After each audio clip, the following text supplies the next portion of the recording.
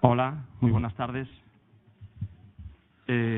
Bueno, se ha quedado el recinto bastante pequeño para acoger a Fernando Aramburu. No queríamos cambiar de espacio porque Xavier y yo lo comentamos el otro día. Nos parece que la UNED siempre es nuestra casa y nos gusta hacer los actos culturales literarios que hacemos aquí, sobre todo este ciclo de encuentros con escritores. Y sabemos que Fernando Aramburu, después de publicar esta maravillosa novela que es Patria, con todo el eco y la repercusión que está teniendo, sabíamos que iba a congregar a mucha gente, pero no nos imaginábamos que a tanta. Están bajando ahora mismo sillas, así que las personas que estáis de pie, yo creo que os vais a poder sentar todos y, bueno, rogad estas pequeñas incomodidades. Alguna vez algún compañero me pregunta, nosotros siempre abrimos las puertas porque nos parece que las puertas tienen que estar abiertas para todas las personas que se acerquen de la ciudad. No siempre estamos así, vosotros lo sabéis, y todos los interesados en la literatura y en los libros pues tienen este espacio abierto para que puedan venir a escuchar a los autores. Os agradecemos esta acogida y le agradecemos mucho. Ahora paso a presentar a Fernando, que esté hoy aquí con nosotros porque lleva un tute así como tremendo y nos estuvo contando de ciudad, para situarse en un espacio. Él no vive además aquí, ahora os lo contaremos, y le agradecemos mucho a Fernando y al editorial, que cuando me empezaron a hablar ya hace unos meses de este libro, pues teníamos muchas ganas de que estuviera. Aunque yo, a Fernando, ya para empezar a hablar de él, recuerdo hace muchos años que un editor amigo en Madrid me dijo que tenía que leerme un libro que acababan de publicar, que era Los peces de la amargura, y en ese momento me leí ese libro y quedé fascinado con la escritura de Fernando Aramburu. A partir de ahí, pues lo he seguido, he ido leyendo. Pensamos más de una vez en que pudiese estar con nosotros. Fernando vive fuera de España y no era fácil traerlo, pero bueno, ahora fue la ocasión, yo creo que ideal, además con esta novela que vamos a comentar hoy aquí detenidamente, y bueno, está aquí hoy con nosotros, ¿no? Fernando Aramburu, todos sabéis, que nace en San Sebastián, es licenciado en Filología Hispánica, pasa su infancia y su edad adulta hasta los 20 y algo años, me parece que vive en San Sebastián.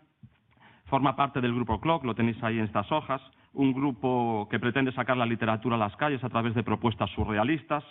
En los años 80 se marcha para Alemania y allí trabaja de profesor de español. Desde el 2009 pues ha dejado, yo creo que sus tareas de profesor y se dedica única y exclusivamente a la literatura y sus colaboraciones de prensa. Bueno, hoy lo hablamos a hora de comer, yo creo que esta dedicación plena a la literatura le ha permitido pues escribir no solo Patria, que es una grandísima novela que está teniendo un eco, yo creo que merecidísimo, entre la crítica literaria y sobre todo, yo creo que más que la crítica literaria, sobre todo los lectores. Yo decía el otro día en la radio, hablando con el editor de Tusquets, a los que también les agradecemos que nos hayan traído hoy a Fernando Aramburu, nos hayan permitido hacer esta gestión, pues yo creo que le ha permitido tener un reconocimiento entre los lectores. Yo no he oído hasta ahora a nadie que le hayamos dicho que lea este libro, y es muchísima gente, las librerías de Coruña lo saben, están vendiendo mucho este libro, que no le haya gustado, que no le haya emocionado, que no le haya conmovido este libro que es Patria. Yo creo que es un libro que va a marcar un antes y un después en su trayectoria y un poco en la literatura española. Yo creo que son libros que va a perdurar, ¿no? Que va a perdurar en nuestra literatura por muchísimos años. No tiene solo estos libros, él tiene ahí casi 10, 11 novelas publicadas, varios libros de relatos. Os hablábamos de uno de ellos que comentaremos durante la sesión, que es Los peces de la amargura, también está El vigilante del fiordo, y una serie de novelas entre las que se encuentran Años lentos, que fue premio Tusquets, y que formaría parte de este cosmos en el que habla de un poco de la violencia, el terrorismo, en los años duros del terrorismo de ETA en el País Vasco. Pues Años lentos también se circunscribe a este escenario, igual que decíamos que Patria y que Los peces de la amargura. Tiene muchas otras novelas, yo simplemente voy a citar algunas de las más recientes, como es Ávidas pretensiones. A mí me parece que es una novela deliciosa, en un registro totalmente diferente, que hoy aquí no comentaremos, pero que fue premio Biblioteca Breve 6 Barral en el 2014 y que hace un retrato, yo creo que muy hilarante, del mundo de los escritores, ¿no?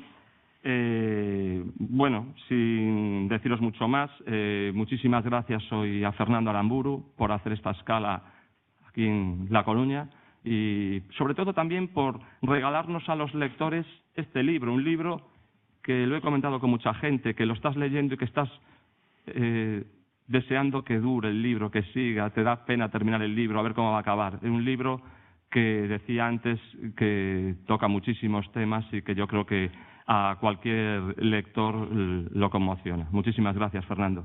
Con mucho gusto y gracias a ustedes. Lamento que algunas personas se queden sentadas, pero me parece preferible a lo que... No se oye. Y acerca un poquito. Sí, ya está. Sí, está ahora aquí. Y ahora se oye. Ahora, dale, sí, dale. Entonces, es al revés de... Al revés, como te dije. La típica bromita para que el escritor quede en ridículo ya al principio. No, es que estaba agradeciendo la presencia y lamentaba que algunas personas tengan que escuchar de pie y decía también que prefiero que exista esta posibilidad a la que hemos tenido otros días en otros lugares donde cuando se completó el aforo pues algunas personas se quedaron fuera. Y ahora ya no me toca, ¿no? Como quieras. Bueno, moi boas tardes. Nos estamos en casa, hogar, dulce hogar, ¿no? Estamos máis acolledores, máis apretados, pero máis acolledores. Bueno, darlle a benvida a Fernando Aramburu, comentar que Fernando Aramburu foi poeta, a obra del poética está menos difundida, pero realmente tamén se dedicou á poesía e iso tamén se nota logo no tratamento de outros aspectos. É un narrador riguroso, hai moitos tipos de narrativa, moitos tipos de autores, pero aquí estamos fronte a un narrador riguroso, lento, a gran cultura sempre é lenta en xeral, que traballa moito as súas obras, é un home moi reflexivo, pero que capta moi ben todos os planos de emoción, un home moi ponderado e ademais que ten unha gran vocación intelectual. Hai novelistas moi interesantes, pero bueno, atenden a mellor outros aspectos de acción ou de certos aspectos dos personaxes, pero nel se nota en toda a súa obra que hai unha vocación intelectual, unha vocación de intervención. Nese sentido, eu creo que é moi camusiano, de alguna maneira.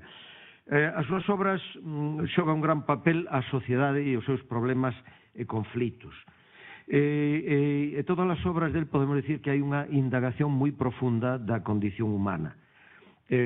O mundo de Euskadi, Zaragoza, onde ele estudiou, ele agora, como sabedes, leva moitos anos traballando en Alemania, ten dúas fillas, vive na zona de Hannover, pero estes son espazos moi importantes da súa narrativa, sobre todo o mundo de Euskadi, as súas implicacións, problemas e consecuencias.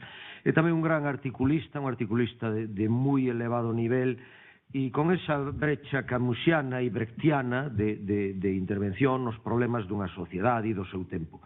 Neste sentido, recomendar este libro, Las letras entornadas, que, inda que ten un mínimo elemento narrativo, realmente é un libro de ensaio, de pensamento, de reflexións, que é moi interesante para entendelo el, e moi interesante por moitos aspectos que analiza da lectura e moitas cousas relacionadas cos profesores e o ensino da literatura, porque el foi profesional disto moitos anos e sabe moi ben do que vai e coméntao con moita lucidez.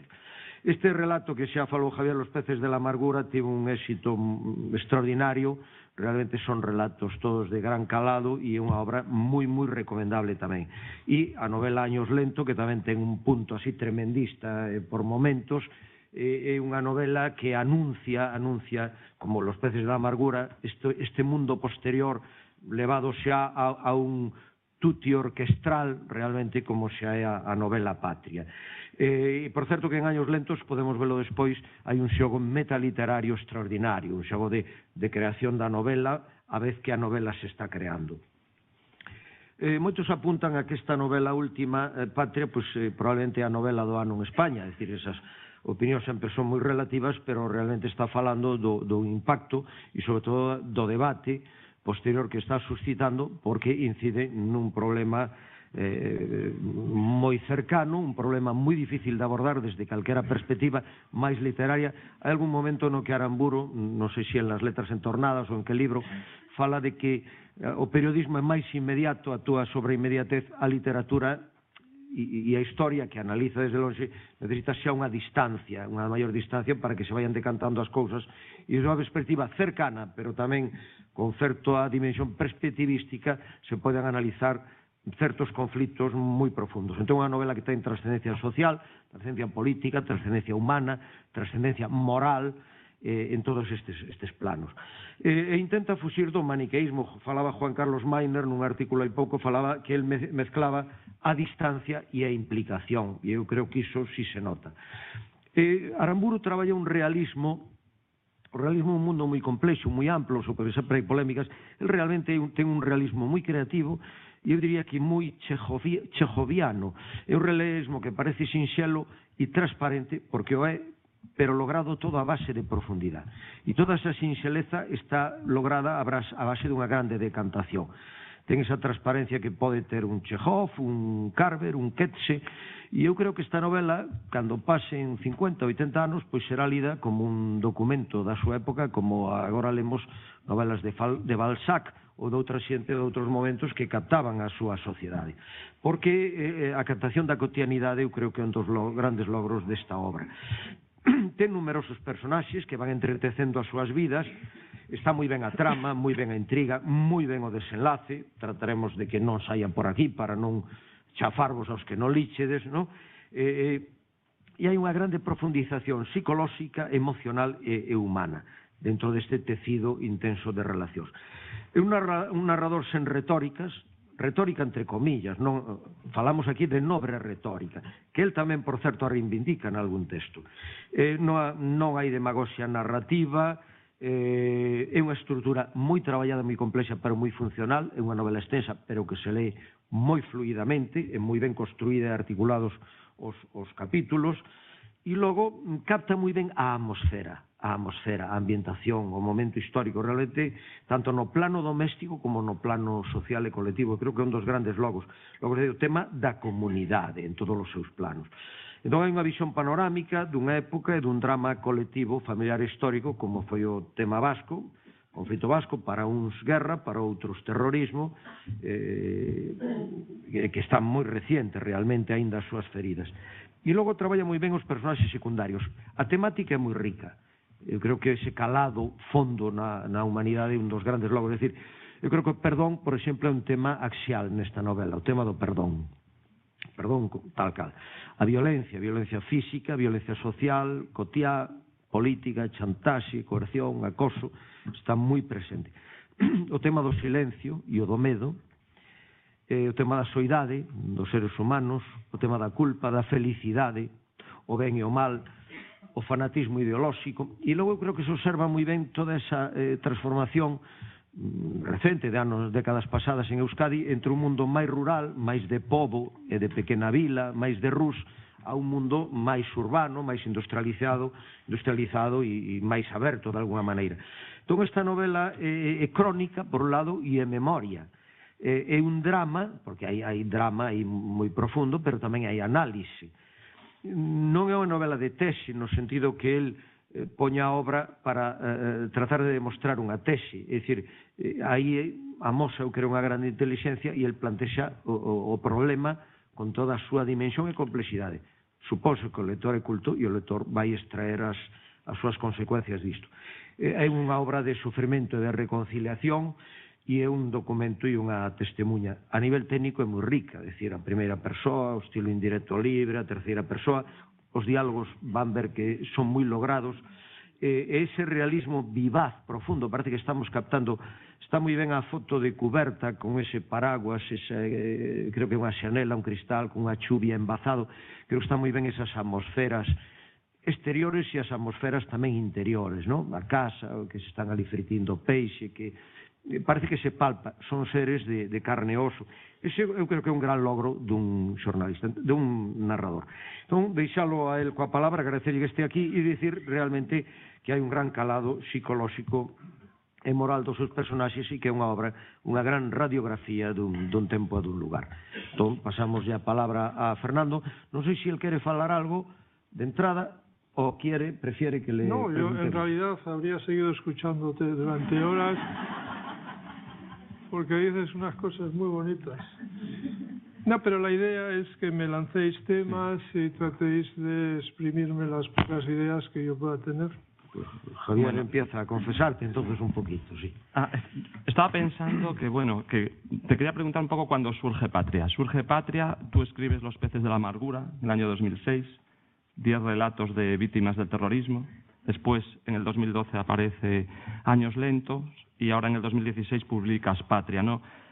El germen de esta novela está en estas otras dos, probablemente, pero estará en algo interno tuyo. No sé si cuando tú conoces que la banda terrorista ETA anuncia el comunicado, la novela empieza ahí, podría ser esto también de los elementos.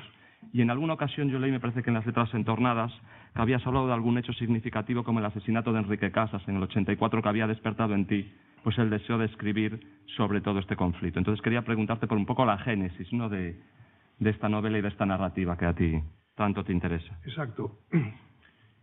Y creo que mencionas bien este atentado de 1984, que fue para mí una conmoción particular.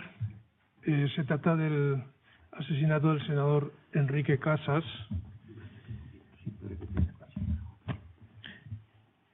Y hasta entonces, a pesar de que yo vivía cerca de los hechos, mi relación con ellos era como para la mayoría de los ciudadanos a través de la prensa o por medio de imágenes de televisión.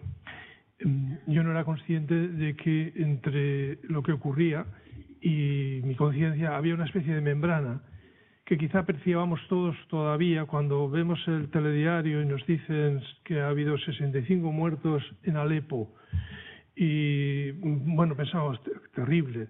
A continuación nos hablan del tiempo y después del deporte. Es decir, que no tenemos el detenimiento, el sosiego para interiorizar estas vivencias, para poner cara a los que sufren estas atrocidades. En el año 84, por razones que no sabría ahora explicar, muy jovencito fui a un barrio de mi ciudad natal, San Sebastián, y vi cómo introducían el ataúd con el cadáver reciente de este señor, un político de izquierdas, por cierto, y lo llevaban algunas personas que yo reconocí, entre ellos Gerardo Iglesias. No sé si recuerdan ustedes a Gerardo Iglesias, que entonces era un político activo del Partido Comunista, también mi librero de toda la vida. Esa presencia física, esa forma exacta, material de la muerte, eso a mí me desordenó todos los hilos.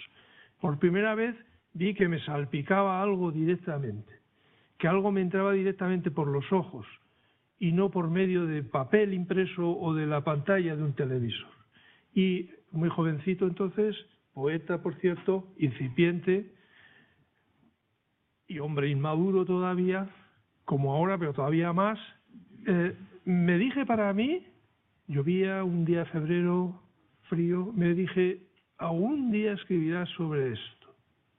Sobre esto, es que la palabra ya lo dice claramente, no sabía ni concretarlo. Es decir, esa voluntad de ocuparme de vez en cuando, literariamente, de estos asuntos sangrientos de mi tierra natal, esto lo llevo conmigo desde hace mucho. Y precede naturalmente a Patria, como precede a otros libros que he escrito sobre lo que yo digo gentes vascas, gentes de mi época, de mi tiempo. De hecho, yo no siento que la violencia o el terrorismo sea un tema, un asunto al que yo he acudido a informarme por medio de una hemeroteca o de libros ajenos, cosa que también hago, sino que es una vivencia que va conmigo desde la niñez. Yo ya con 11 años ya había oído la palabra ETA. Recuerdo en el año 70 que se decía que un cónsul alemán, el señor Bael, que había sido secuestrado, lo tenían en un edificio muy cerca de mi colegio. Y cuando yo salía para ir a casa a comer o cuando venía al colegio, miraba a las ventanas con la idea de encontrar una figura, un cónsul, a saber lo que pensaba yo que era un cónsul a los 11 años, pues un romano, me imagino. Sí. Entonces, este libro Patria también se inserta dentro de esta voluntad de escribir de vez en cuando sobre un asunto que además me duele mucho. Y considerando además que voy a escribir sobre un dolor que han sufrido otros. Esto ya me limita un poco a la hora de escribir. Yo no puedo frivolizar, yo no puedo incurrir en lo jocoso. ¿Estamos? El comienzo, vamos a decir, concreto de Patria es doble, obedece a dos estímulos. Uno de ellos es una nota antigua en un cuaderno de apuntes. Yo soy muy aficionado a llevar un cuaderno y a anotar ocurrencias que me vienen de repente o expresiones que se usan, como se dijo aquí, yo vivo en Alemania, entonces en mi ausencia el idioma materno mío evoluciona. Intento ponerme al corriente de los nuevos errores lingüísticos. Yo también quiero decir a día de hoy, o todas estas cosas, o usar el imperfecto para todo, ¿no? Esta mañana moría, ayer llegaba, ¿no? Pero no quiero quedarme hablando una especie de castellano ladino del siglo no sé cuántos. El caso es que en cierta ocasión tomé una nota escueta que decía: una viuda de un asesinado poeta quiere a toda costa que le pidan perdón. Y eso se quedó ahí, como tantas otras notas que en un momento determinado pueden dar lugar a un cuento o a nada, normalmente se pierden.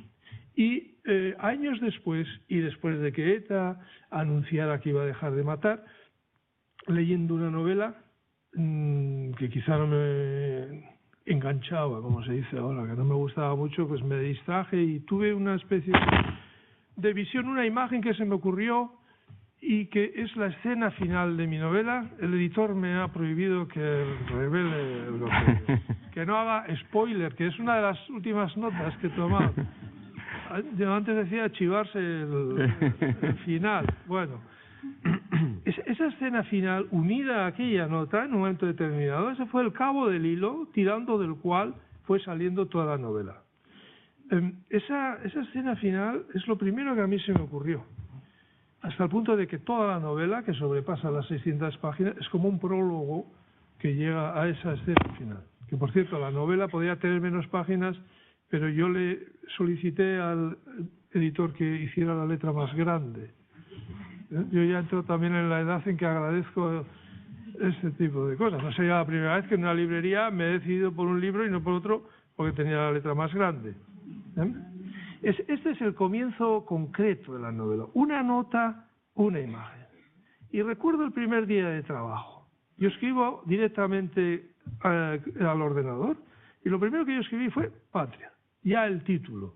Estoy un poco germanizado. Es decir, que sigo las cosas con cierto orden. Pero primero el título y después el primer renglón y luego el segundo, así hasta el final, que yo conocía de antemano. Eso es muy útil porque de esta manera en todo momento yo sabía en qué lugar de la narración me encontraba. Sí, un aspecto que no debe ser fácil de esto, aunque hay unas vivencias, hay unas experiencias personales y demás, pero un aspecto que a la hora de crear ya un cosmos literario y más de este grosor, de este alcance, es lograr un punto de vista, una perspectiva y también un cierto distanciamiento, porque realmente el tema no es fácil, ¿no? Entonces plantearte un poco esto, cómo fue creciendo esa construcción y encontrando ese punto de ajuste a partir del que una obra literaria funciona y cristaliza, ¿no? Sí. Patria es mi novena novela. Eso quiere decir que de alguna manera ya tenía cierta experiencia y sé por otros libros donde he tenido dificultades, donde he fallado. También suele decirse que, aunque yo no soy mujer, pero que tener el primer hijo es doloroso y que los otros ya tienen el camino hecho. No sé si la metáfora es útil, pero a mí me ha servido.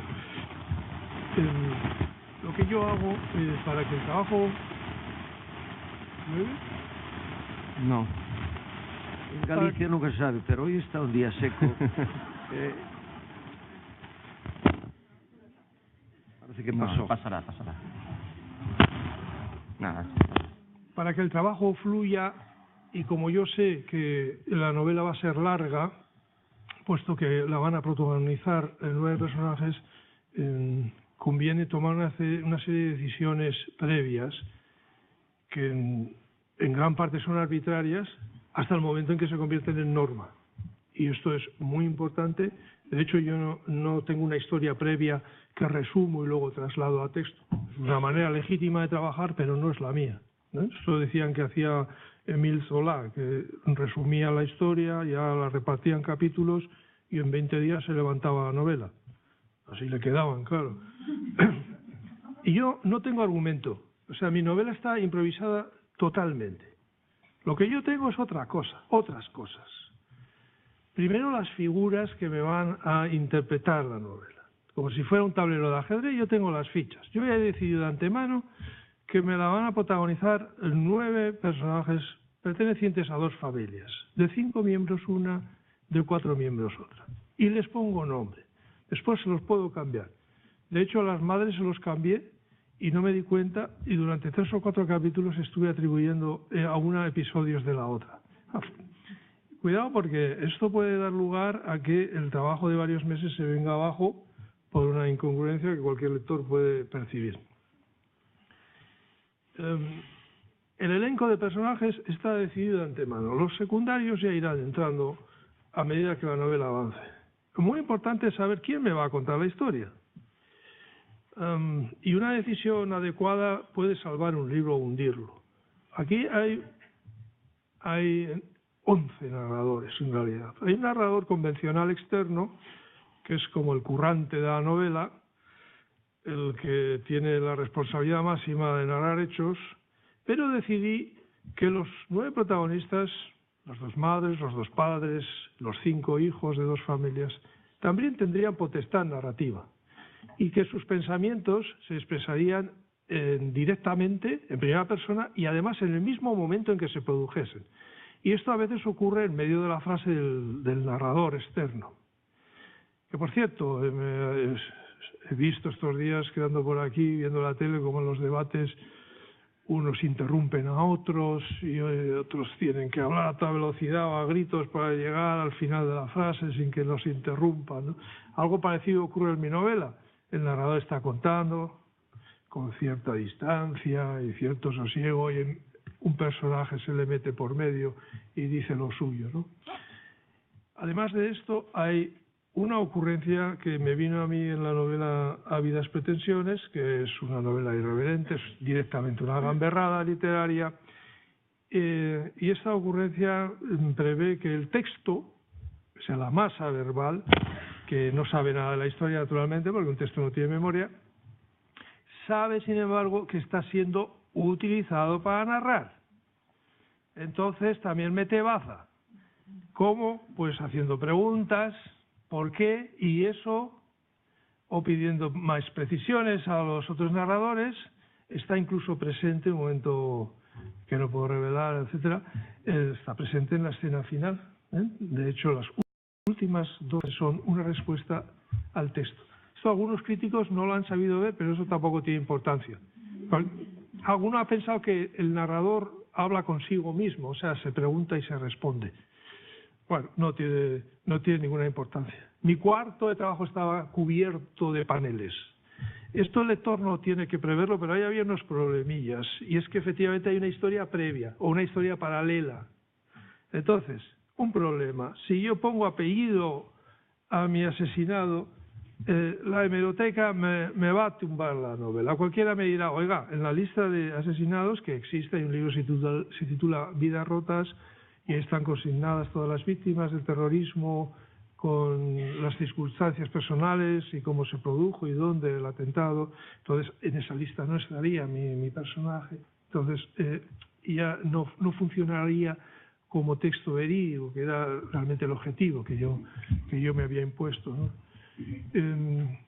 Y entonces yo tenía un panel en el que figuraban en horizontal los 9 nombres de los 9 protagonistas y debajo están los títulos de los capítulos que protagonizan. Y esto seguía un orden que es bastante curioso. Yo me acordé en un momento determinado, todo esto antes de empezar a escribir la novela, que cuando mis niñas eran pequeñas me gustaba sentarme en el suelo con ellas a hacer puzzles, algunos de 1000 y pico piezas, y no era raro que se cansasen y me quedase yo solo terminándolos. Entonces decidí hacer lo mismo con toda esa masa narrativa que yo sabía que iba a ser extensa, porque pensaba dedicar mucha atención a un elenco numeroso de personajes. Y así está hecha toda la novela. Es decir, cada personaje recibe 3 piececitas, a las que llamamos capítulos. protagonizados por un personaje en concreto, otros pueden figurar ahí como secundarios. Y hecha la secuencia, le toca a otro. Excepcionalmente hay un tramo de 4, porque había mucho que contar. Y porque además, para que vean lo arbitrario que puede ser el trabajo, el creativo, me prohibí escribir capítulos superiores a 8 páginas e inferiores a 3. ¿Por qué? Pues ni idea. Pero yo les digo que funciona, porque uno lo que necesita es un camino, que sea de piedra o de asfalto, bien, esto cambia, pero es un camino. Y así hasta el final, con la excepción del último capítulo, que no puedo revelar, etcétera, que donde hay una construcción, pues como el cosido final de la calceta, vamos a decir, hay un pequeño recurso narrativo. Todo esto está decidido de antemano. Tomadas estas decisiones, empieza la historia. Y es entonces cuando yo agarro mi cuaderno de notas que está en blanco. Así como otros se documentan previamente y a partir de los datos escriben sus historias, cosa que también es legítima. Yo tengo mi cuaderno, uno por cada novela, en blanco. Y ahí cuando termino un capítulo, entonces tomo las notas con idea de que la chica rubia de la página 27 no me sea morena en la 74. Es decir, para no incurrir en esas contradicciones que pueden destruir la sensación de veracidad. No, estaba pensando que, claro, dotar de 9 narradores, darle voz a los 9 personajes protagonistas, da una sensación de perspectivismo muy amplia en la novela, de escuchar muchas voces, ¿no? Porque además cada uno tiene su voz, es decir, no todos hablan igual. Es común a casi todos el habla esta castellana de los vascos. Esto me hacía mucha gracia, presenté mi novela en San Sebastián y esto se han tragado la rueda de molino, esto me hace mucha gracia. Y no solo por los errores lingüísticos que cometen algunos personajes, también por la manera de entonar, por el estilo escueto, particularmente de los varones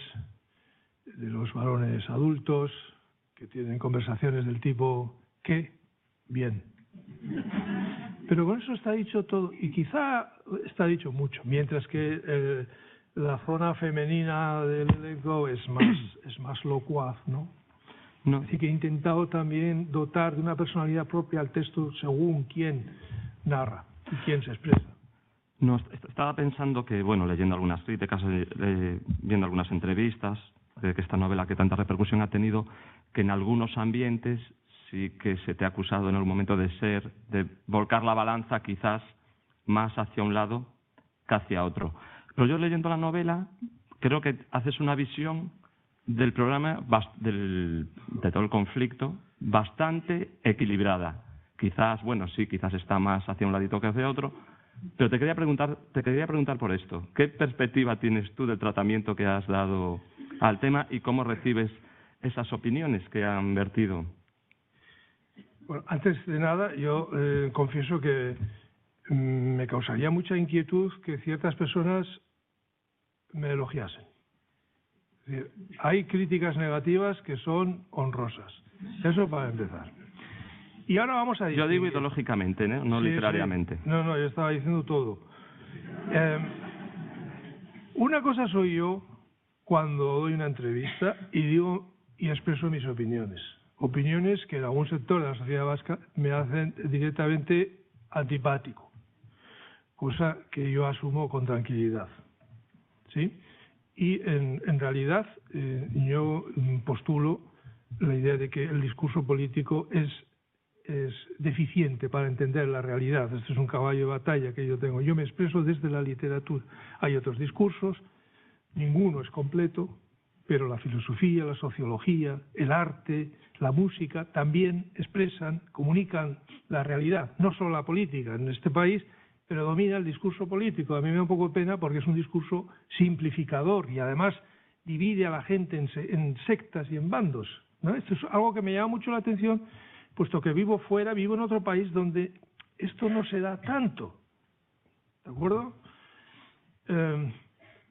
Entonces, claro, si a mí me preguntan sobre alguna cuestión de tipo social, pues digo lo que pienso y si alguno se siente molesto, pues lo siento mucho. He tenido debates públicos también Y yo pienso que me muevo en un área opinativa y punto. Y luego la gente escucha y sabrá y tomará sus consecuencias o sus conclusiones y santas pascuas.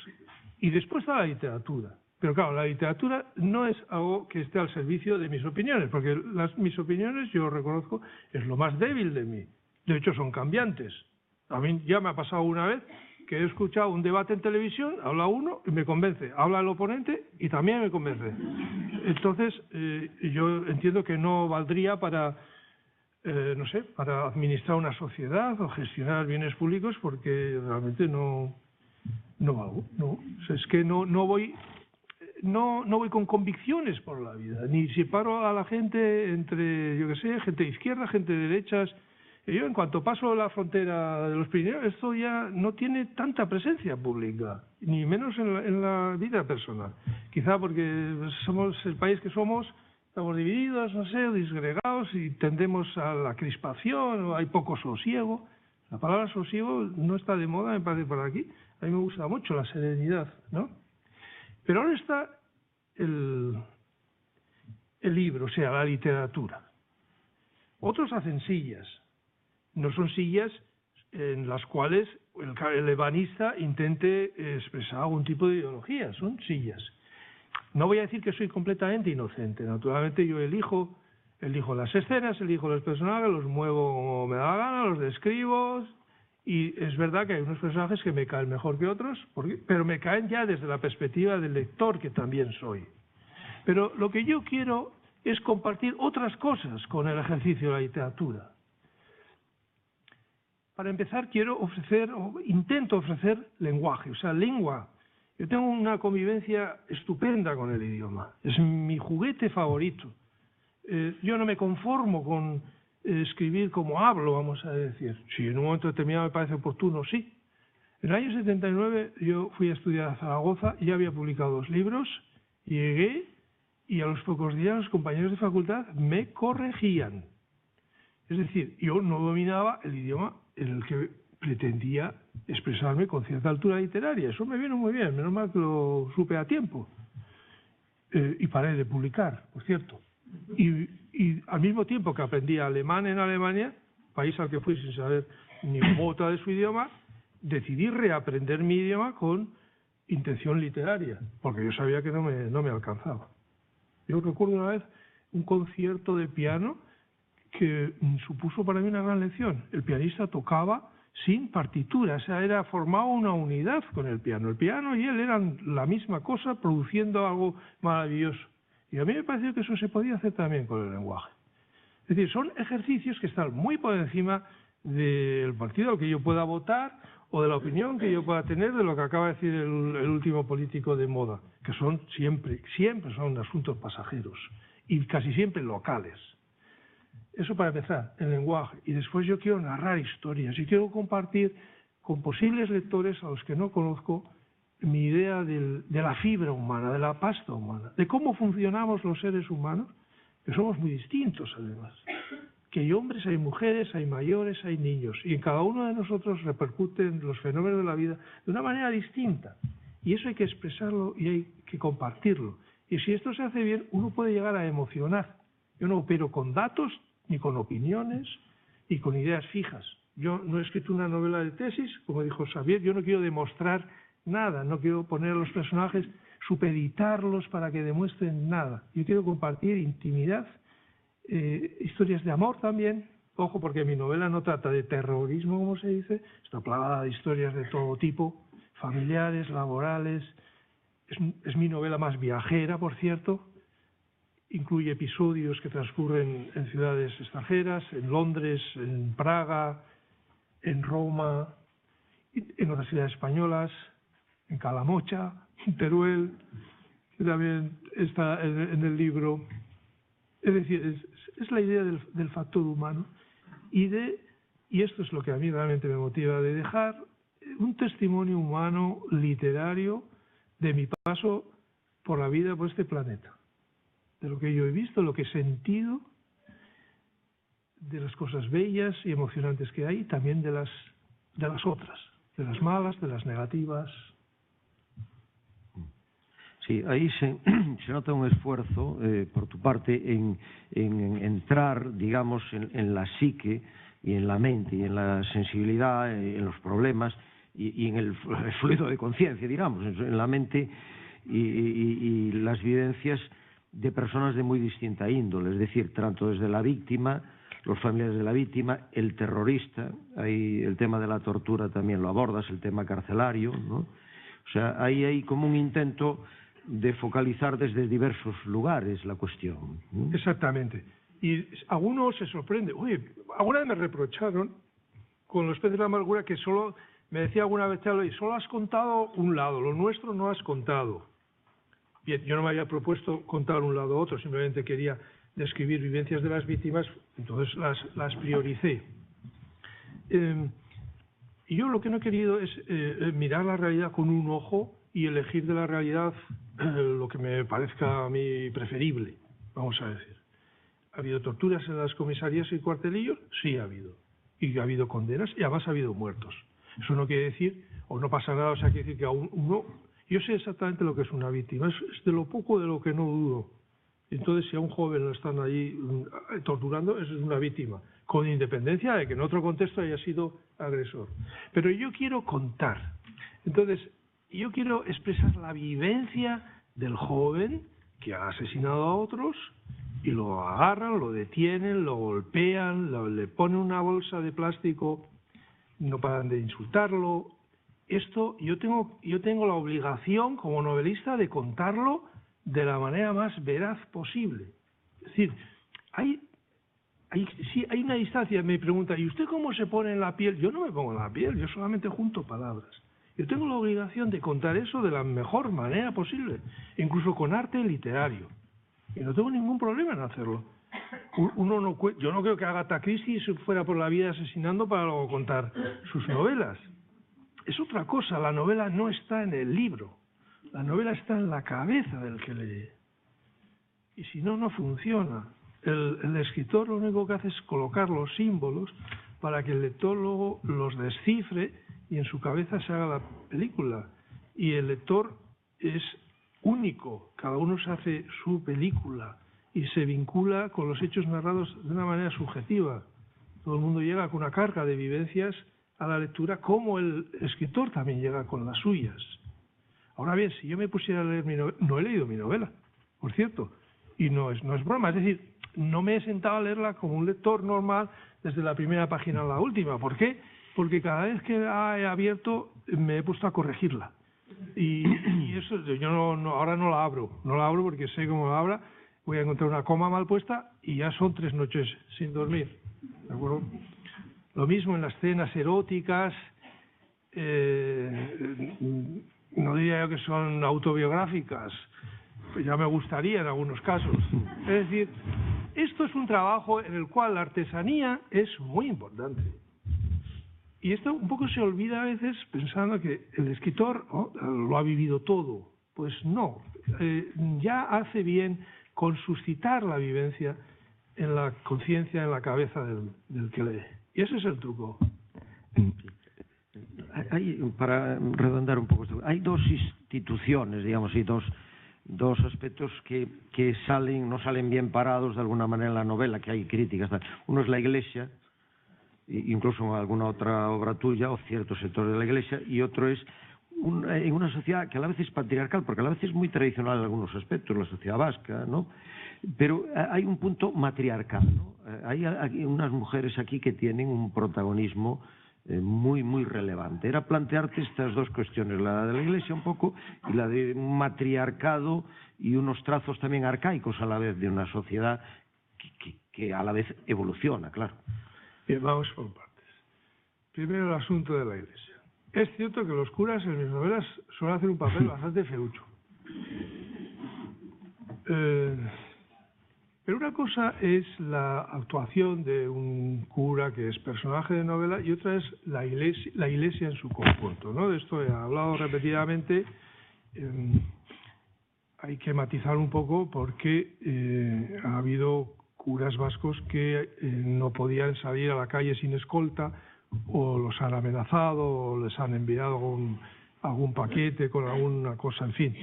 Por tanto, no podemos generalizar por el hecho de que ha habido algunos, los menos, claro, que han sufrido cierto acoso, aunque ETA nunca asesinó a ningún sacerdote. Sí ha habido sacerdotes en ETA cumpliendo funciones. Hay, por cierto, un reportaje de Antena 3 del 2012 disponible en Internet, basta con poner curas vascos y ETA, y verán ustedes que se hacen entrevistas con cámara oculta y las respuestas ponen los pelos de punta.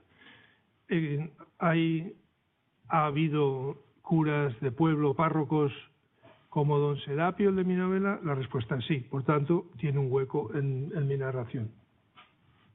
El de Años Lentos es en realidad un trasunto de uno que yo conocí personalmente. Años Lentos transcurre en los años 60 en mi barrio. Y teníamos pues un cura que tenía ese tipo de actuaciones. Yo he tenido toda mi educación primaria y de bachillerato con sacerdotes, con frailes, y había algunos que eran realmente bondadosos, tiernos, o sea que no voy a generalizar, ¿no? Por cierto, Baroja todavía me deja a la altura de la suavidad porque era mucho más duro con ellos. Y está el otro asunto que es el que, a ver si lo recuerdas. Un cierto, entre comillas, matriarcado. Sí, no, bueno, claro, vamos a hablar de mujeres, que este es un asunto muy importante.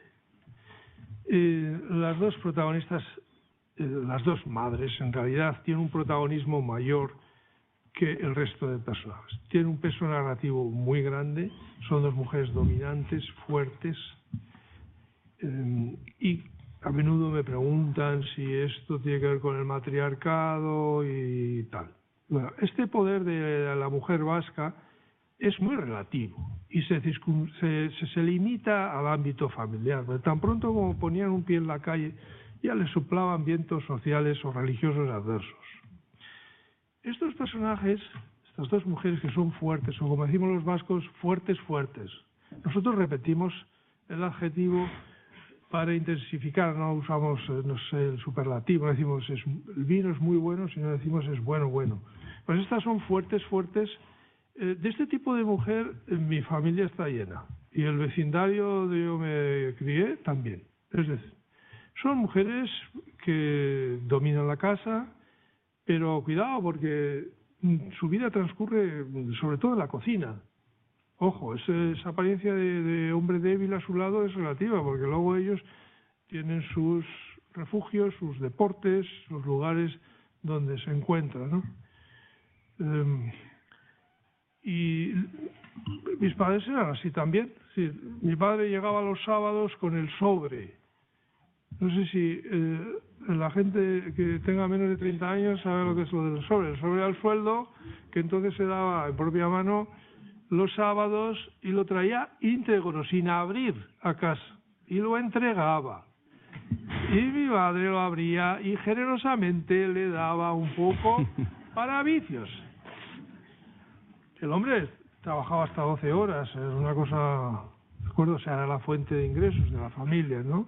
Pero por otro lado, pues se vestía lo que su mujer le ponía encima de la cama, y era muy aficionado a ir a la Sociedad Gastronómica, que es otra institución en la sociedad vasca. Y en la Sociedad Gastronómica no pueden entrar las mujeres. Ahora todo esto ha cambiado y estamos ya hablando de un tiempo que ha pasado, afortunadamente ha pasado, pero que llegaba hasta los años 80 y principios de los 90.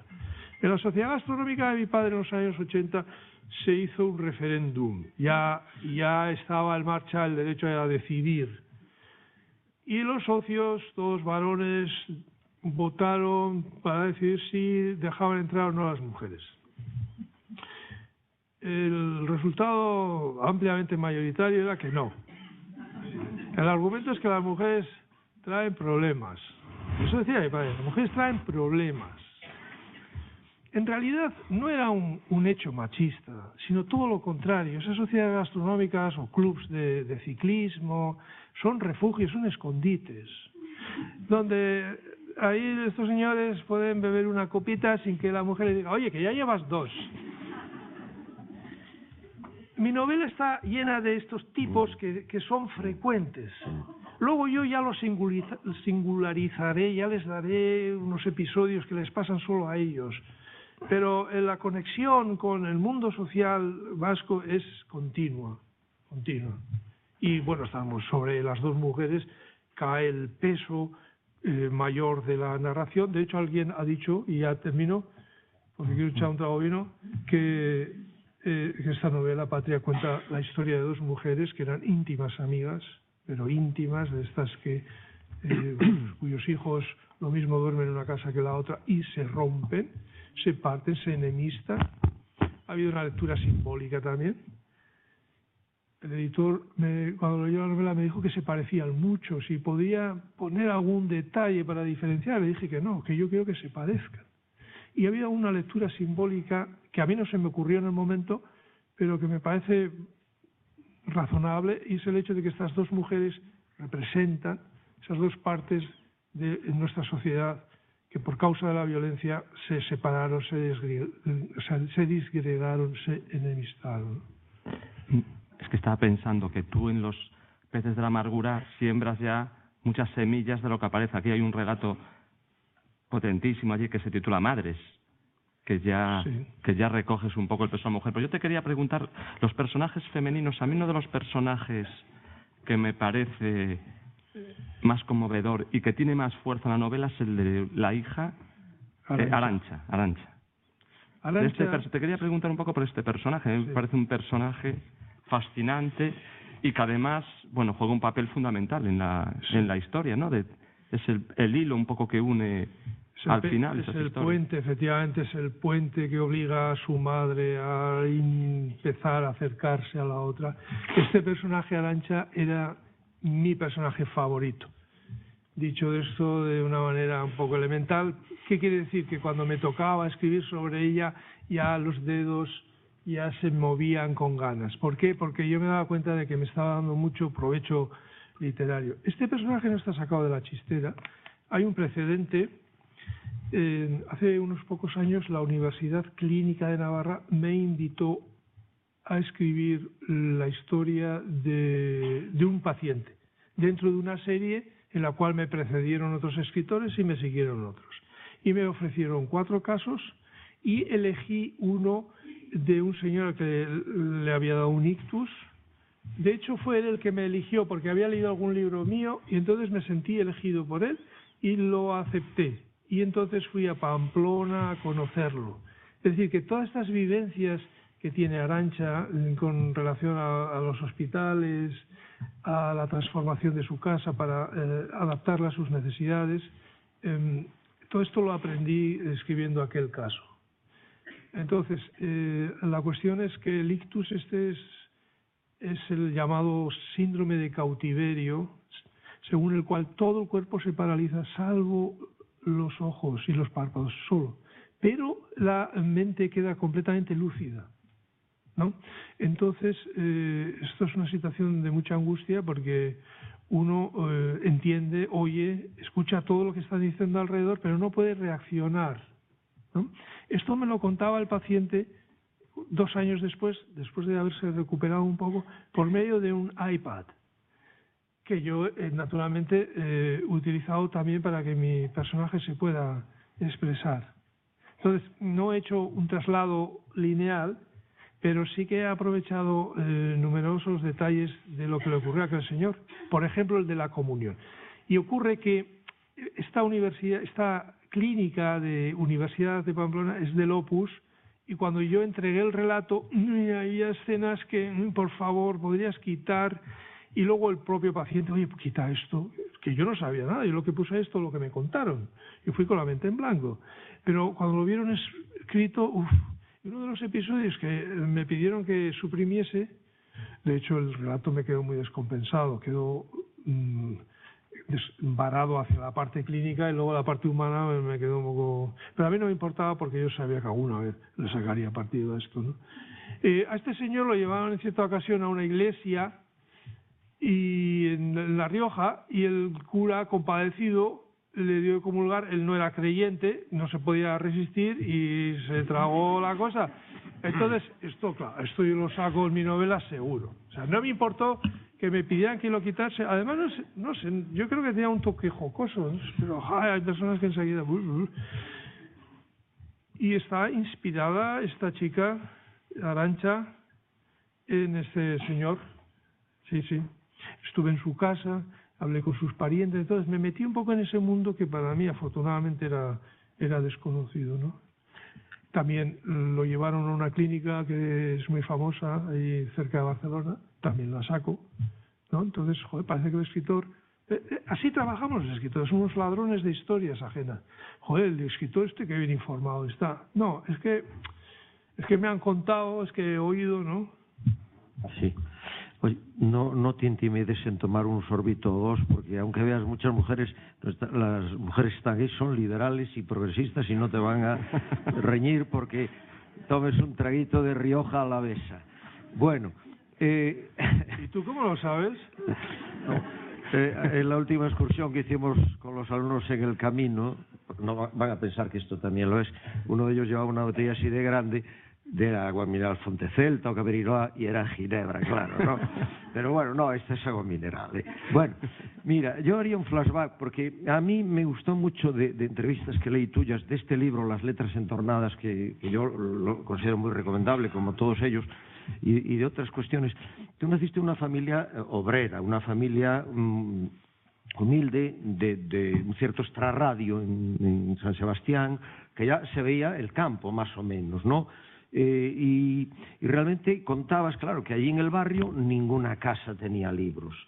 Y luego, claro, cuentas cosas muy interesantes. Yo era para plantearte esto y que nos cuentes un poco ese tiempo tuyo, ese despertar al mundo del libro, cómo era ese mundo, porque a mí me pareció, desde luego, francamente interesante, ¿no? Y máxime porque hay algún momento también del libro en que cuando hablas de la España actual, hablas del problema cultural y hablas, entre otras cosas, referido a nuestro país, y tú desde allí lo ves en una cierta perspectiva, hablas de plebeyismo, de zafiedad, de un ambiente populachero y de una vulgaridad asumida, entre otros términos que yo cogí de la página 150, que me parece que era como para leerla porque es impresionante, ¿no? Entonces, ahora plantearte estas cuestiones, ese mundo cultural.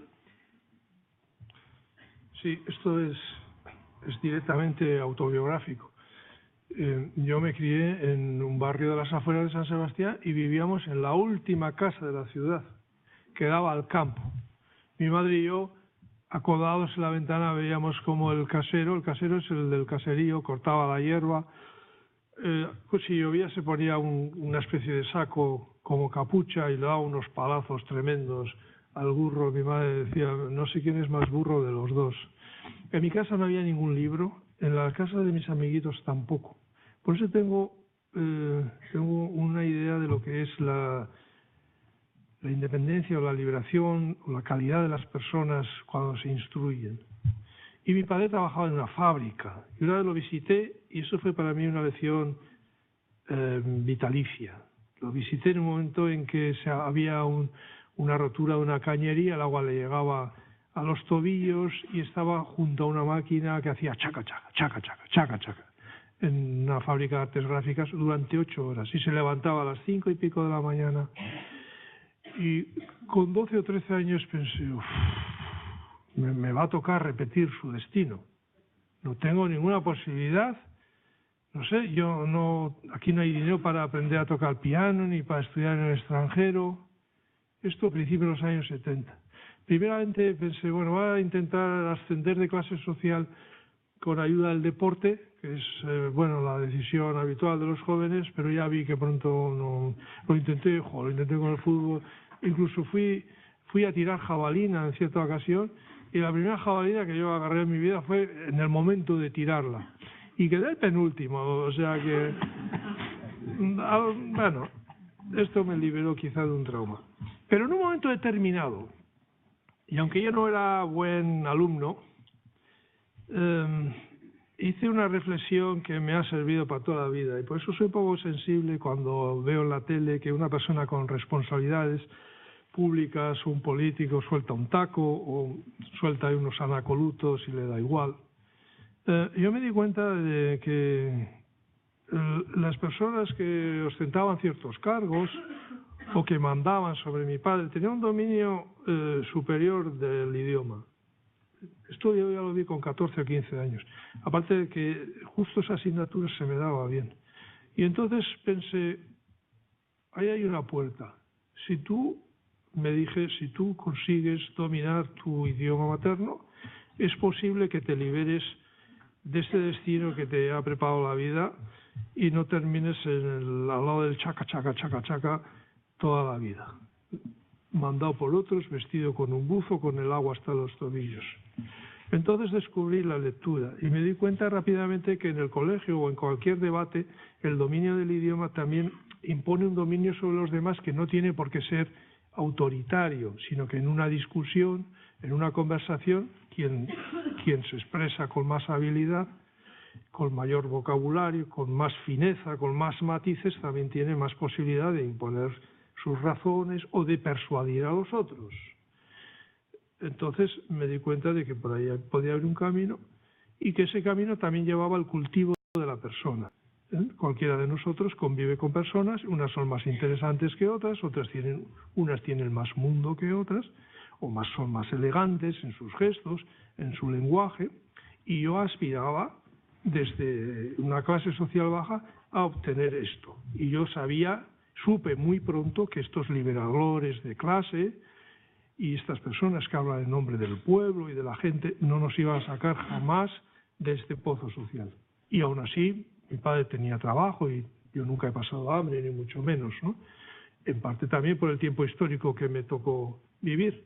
Mi hermana, que me lleva 8 años, pasó años de posguerra bastante peores. Entonces, yo entendí pronto que nadie vendría a sacarme, a liberarme. Eso no puede ser. Si uno no da sentido a su vida, no adopta, no sé, una tarea, no se cultiva, no se enriquece de alguna manera, va a seguir donde siempre estuvo. Y el primer paso fue la lectura. Yo leía el libro diario y anotaba palabras que nunca se usaban. Y luego aprovechaba cualquier encuentro para soltárselas a otros. Y aún así, ya he contado antes que con 20 años todavía no dominaba el idioma o yo quería más, ¿no? Entonces, esta idea de que la cultura, es decir, el cultivo de la persona mediante el conocimiento, el apego a las formas, a la armonía, a los valores positivos que a mí me llevaron a la poesía, primeramente es liberador, eso es muy importante en mi vida. De todos modos, yo empecé también como chico rebelde y las primeras actuaciones que tuve con otros en mi ciudad natal eran de tipo irreverente y hacíamos pintadas y martillábamos estatuas y reventábamos conferencias y recortábamos las esquelas mortuorias del periódico, las tirábamos y junto a las pintadas políticas nosotros poníamos pues, Nietzsche Bye o Viva Tristan Tzara, en fin, introducíamos. Luego me he dado cuenta, en realidad saboteábamos la realidad, introducíamos elementos ilógicos que los paseantes no tenían respuesta para comprenderlos. Y luego me di cuenta también, pasado un tiempo, que la rebeldía continuada es en realidad una forma de conservadurismo. Es decir, uno automatiza ciertas acciones y se realizan normalmente a costa de otras. Y entonces fue cuando leí a Albert Camus, a quien mencionaste anteriormente. Y leí un libro que me cambió completamente, que es El hombre rebelde, que ya en el prólogo empieza diciendo que el rebelde es el que dice no, efectivamente algo cuestiona, algo desmonta, algo desmitifica, pero a continuación dice sí.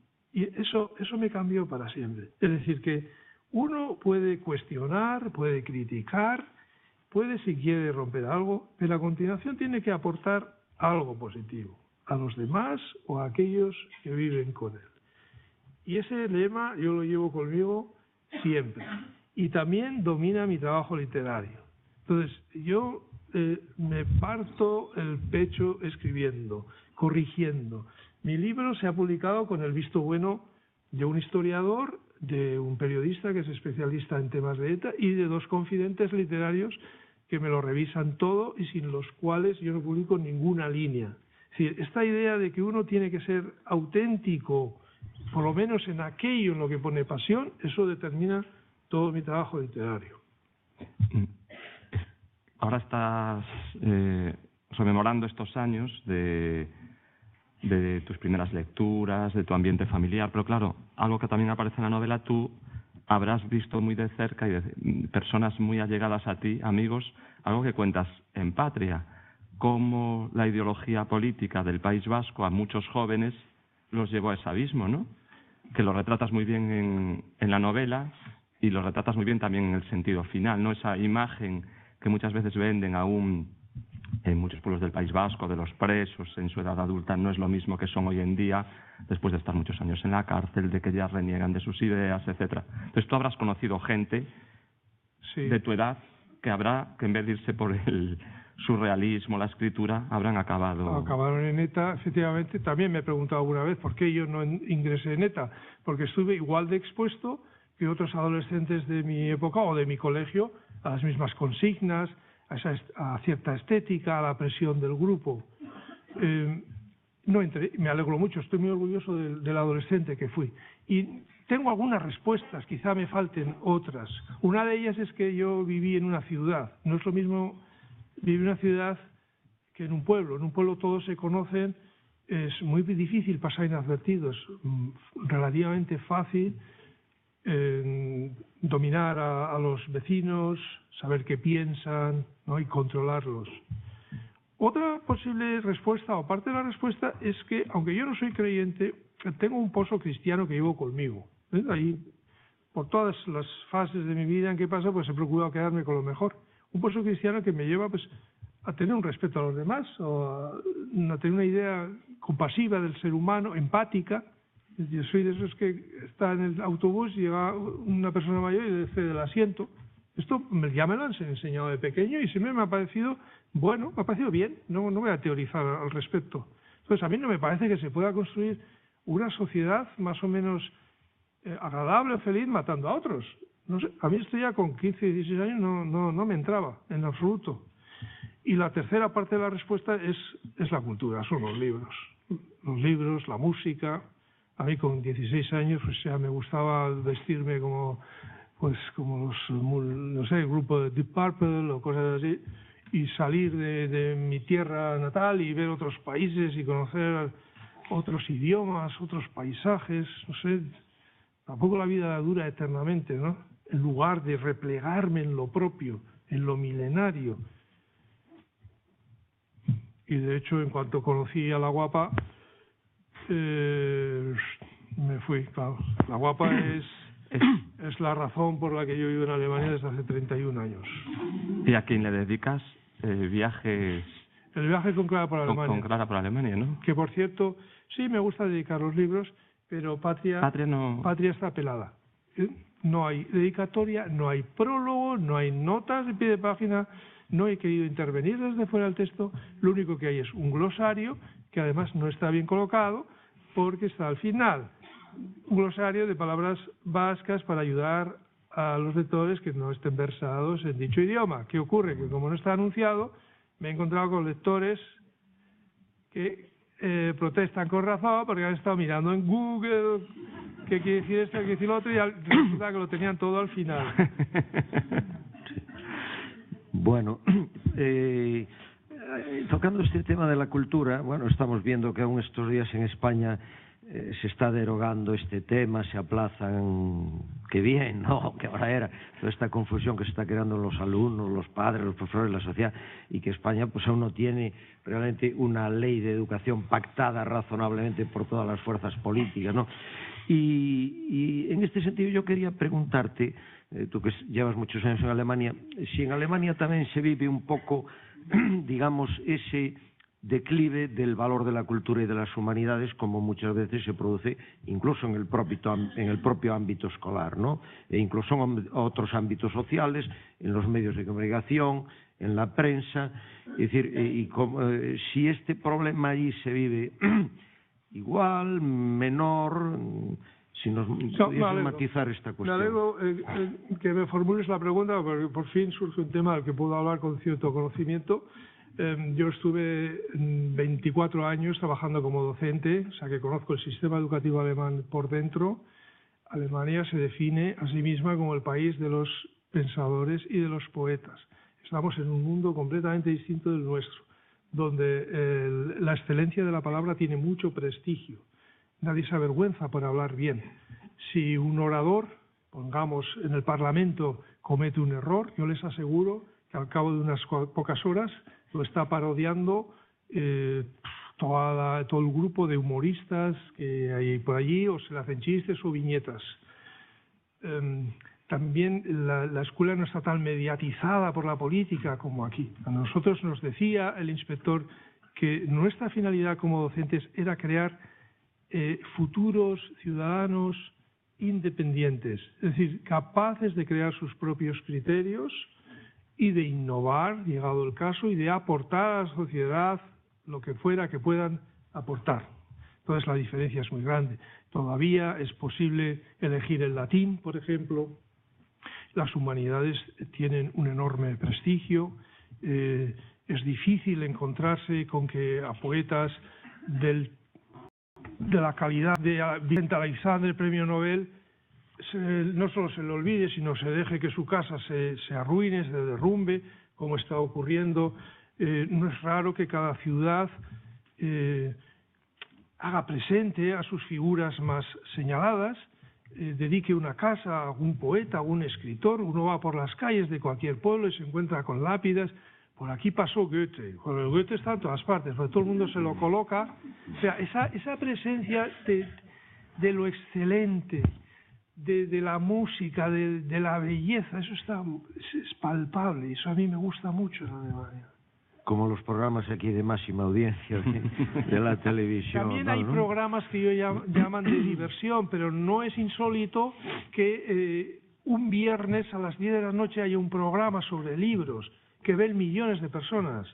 Esto era maravilloso. Yo me acuerdo, yo trabajaba en una escuela, terminaba a las 6:30 de la tarde y tenía 166 kilómetros de autopista llena, iba a toda velocidad para llegar a tiempo a aquel programa.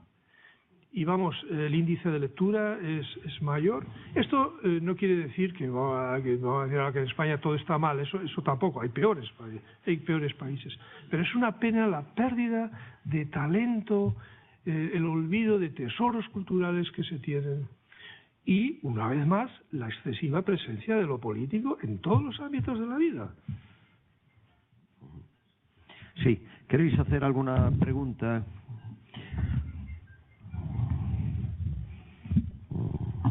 Si no, continuamos. En Alemania también suenan los móviles. Ahí hay una pregunta. Ahora les respondo.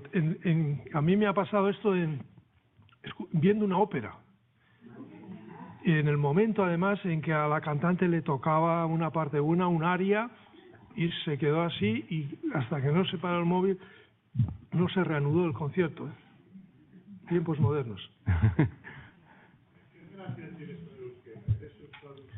No, yo crecí en una familia en castellano hablante, pero leo el idioma, y por mi cuenta he estado estudiándolo.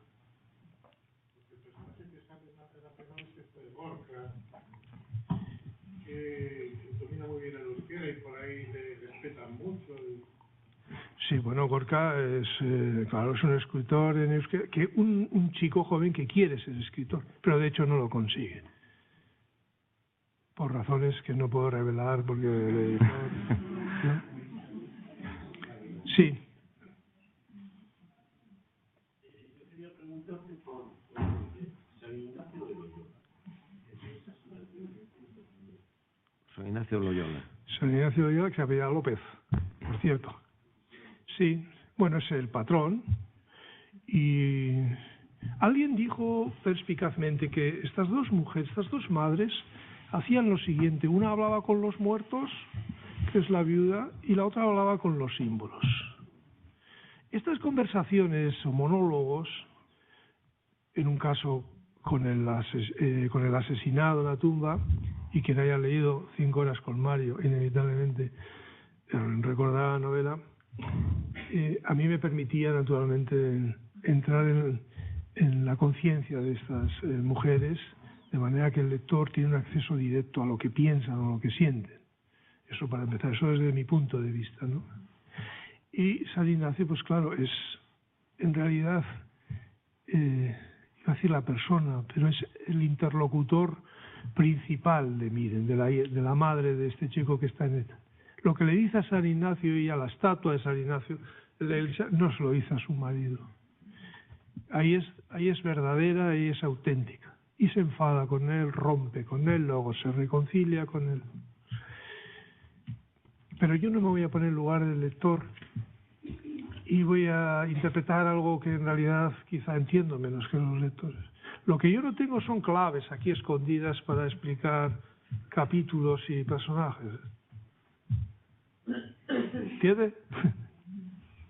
Sí, ¿alguna pregunta?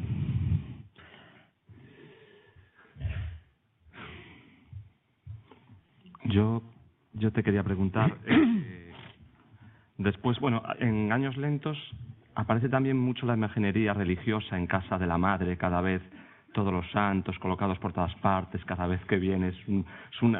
Combinas muy bien, que te lo voy a preguntar también ahora en Patria, en momentos de tensión dramática muy alta, muchos elementos con ciertamente jocosos a lo mejor, ¿no?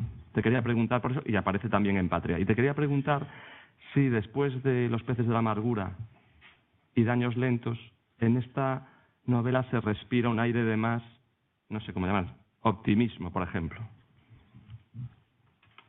¿O no lo ves? ¿Crees que has evolucionado hacia ahí o no? No, o sea, optimismo quizá no sea la palabra, aunque efectivamente toda la novela discurre hacia un puntito luminoso, más no puedo revelar, ahora lo digo en serio, pero optimismo... Pero hay más luz, hay más luz, a lo mejor esa es la palabra. Puede que haya más luz, efectivamente, hay cierta austeridad.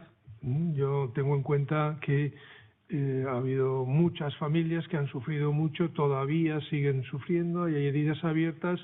Lo último que yo podría consentirme es aumentar el dolor de las víctimas del terrorismo.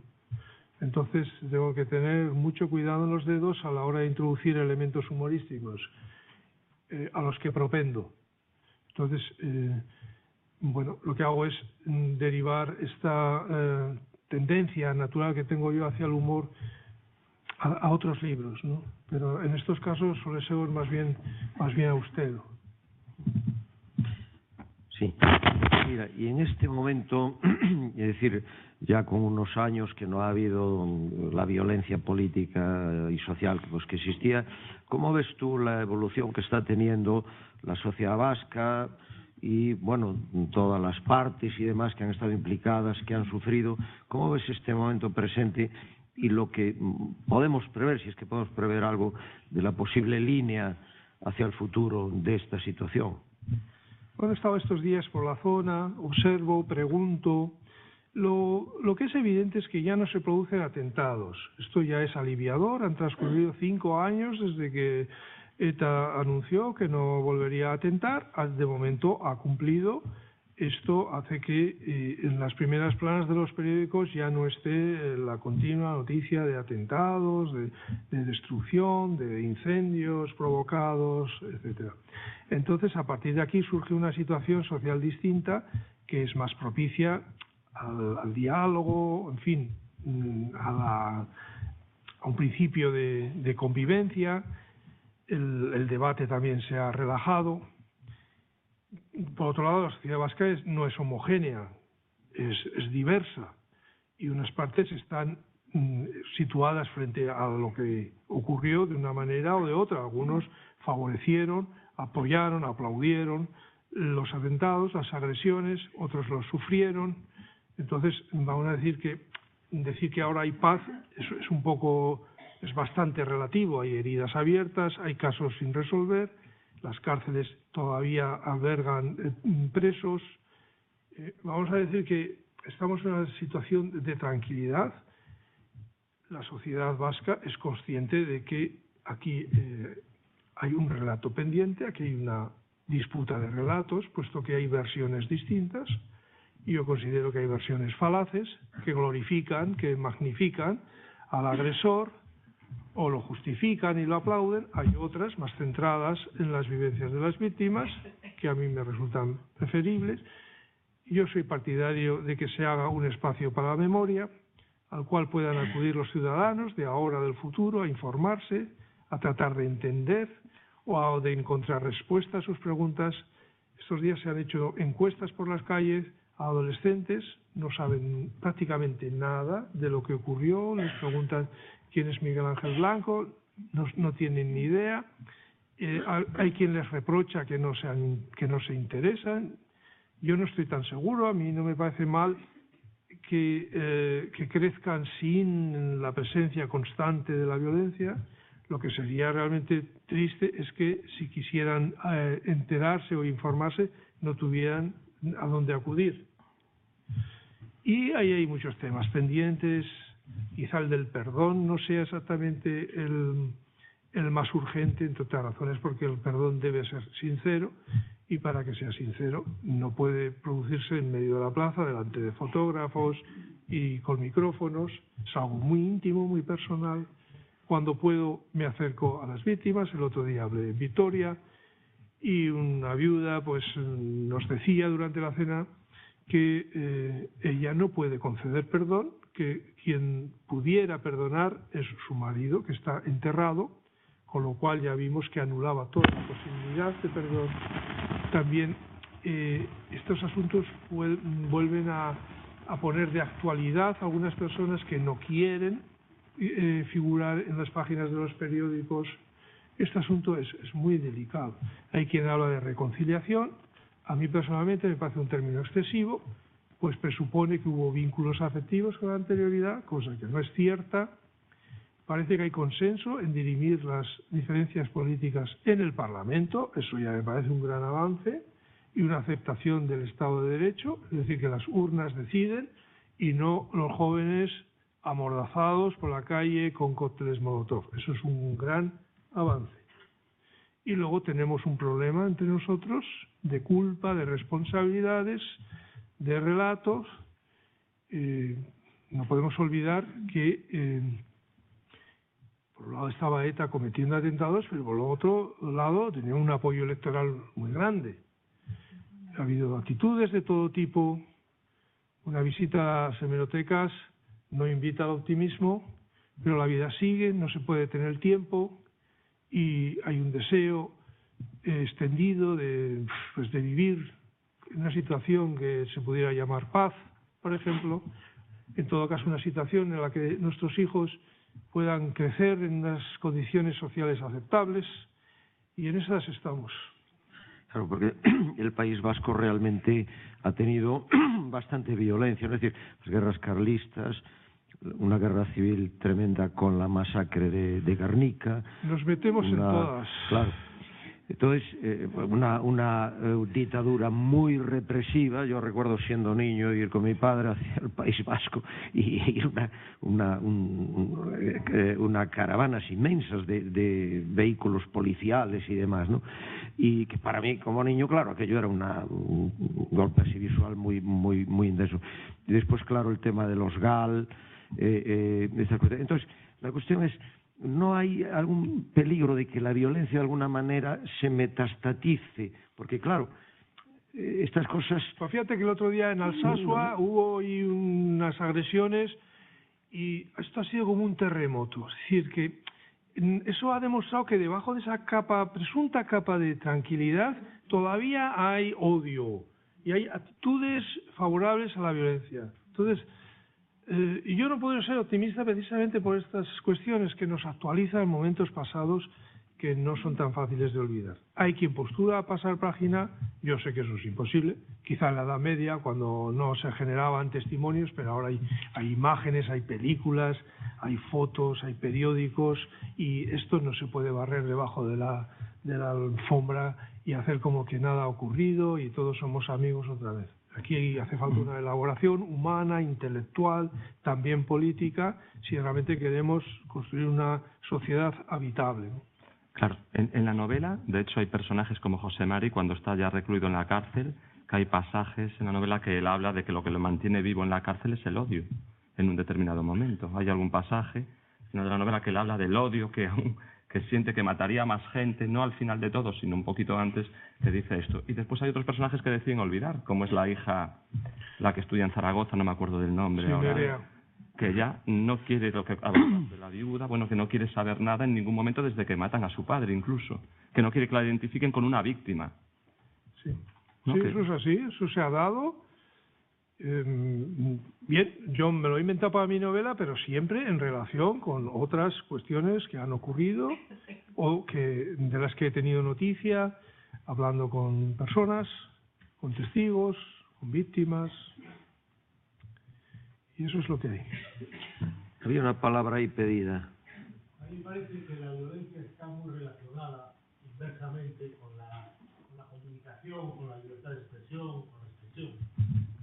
Y bueno, quizá lo que sea un termómetro de la evolución de la situación en el País Vasco sea la libertad de expresión y todo esto. Y a mí me intriga mucho su libro, cómo está siendo recibido en el País Vasco.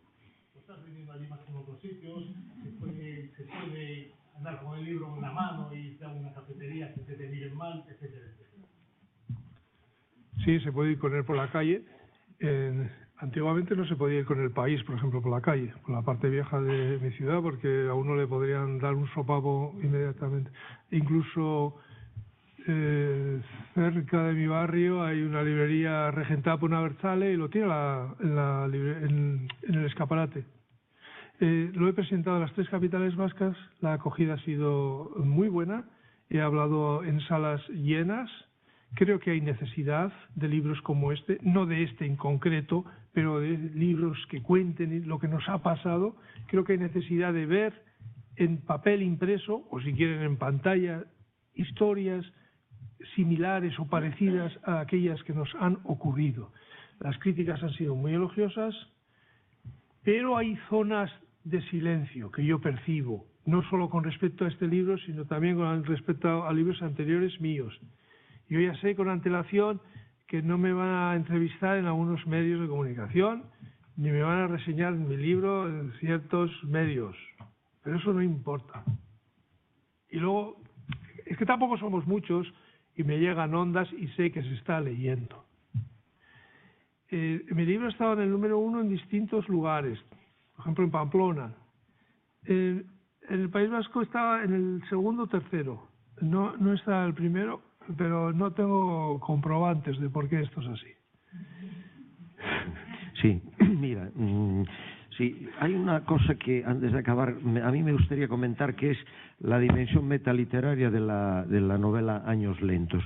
Entonces, hay aquí un par de fragmentos, uno en la página 5, porque en este libro tú vas alternando la evolución de la obra, que está muy bien, es una obra breve pero muy impactante, con reflexiones del escritor que la va escribiendo y va pensando sobre ella. Entonces a mí me parece una novela muy interesante para ser trabajada incluso en sentido de taller literario y demás, y como aprendizaje de técnica narrativa y cómo se va gestando un mundo narrativo, una cosmovisión narrativa.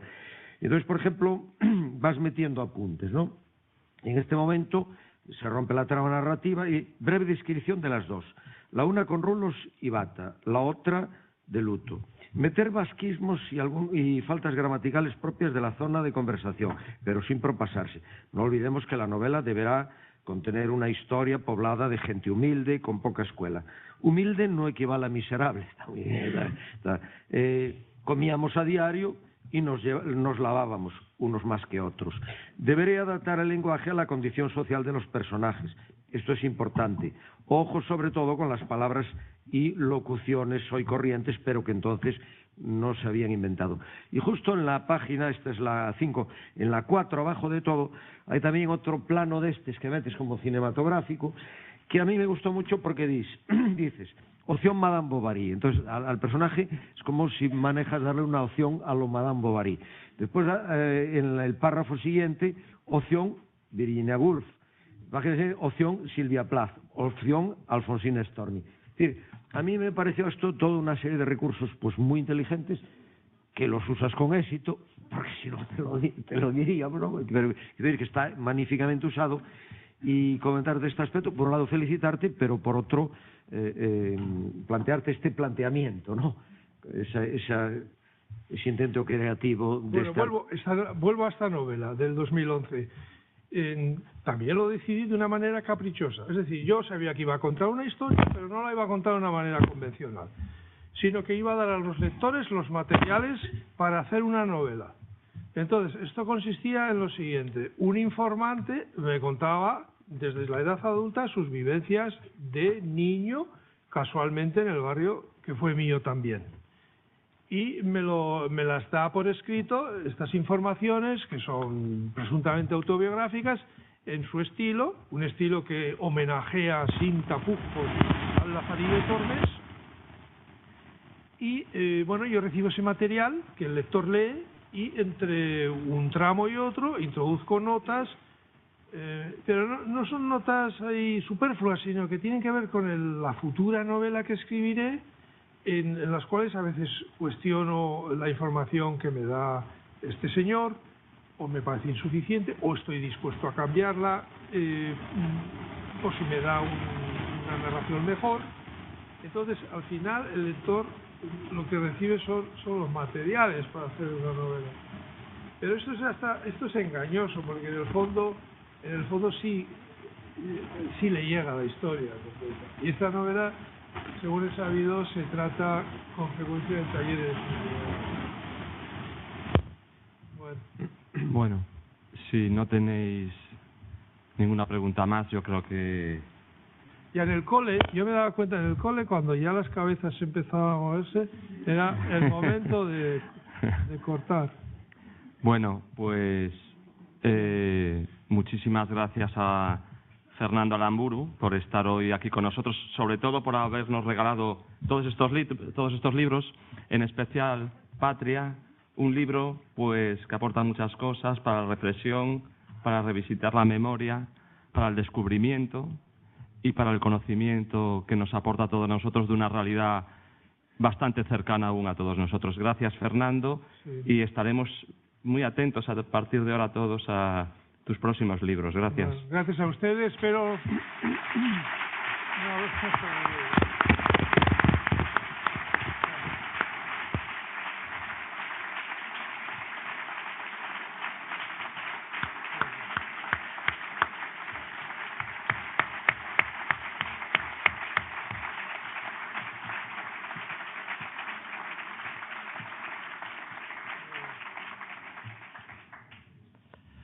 Bueno, está ahí la librería Lume, tenéis el libro, Fernando os lo firma encantado y nos vemos el 14 de diciembre. La próxima sesión, gracias.